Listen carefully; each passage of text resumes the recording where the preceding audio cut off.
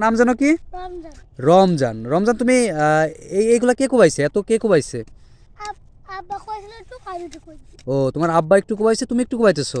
আর তো কৃষ্ণ কইছে। ও আচ্ছা আচ্ছা। রমজান তোমার বয়স জানো কত? 10। 10। তুমি কি পড়ালেখা করো? হ্যাঁ। কোন ক্লাসে পড়ো? 1।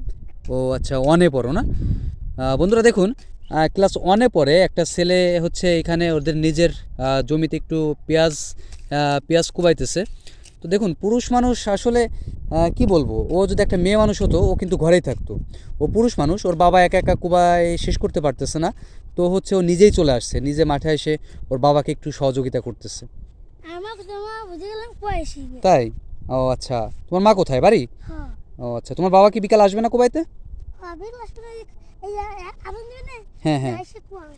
মানে আপনি কল্পনা করতে পারছেন, ক্লাস 1-এ পড়ে ছেলেটা, ও মাঠে চলে আসছে ওর বাবার কষ্ট দেখে।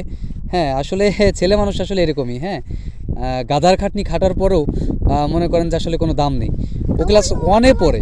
আমার তো না ওলাই দেশ বিরিয়ানি ওলাই দেশলাম। ও তুমি কি পরেরও কি পেঁয়াজ লাগাও?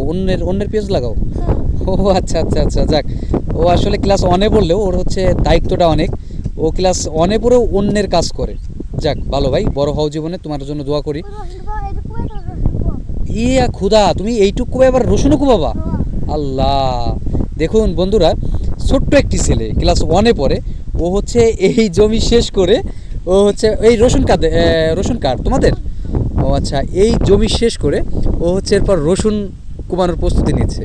যাক আলহামদুলিল্লাহ ভাই, অনেক বড় হও, দোয়া রইল তোমার জন্য।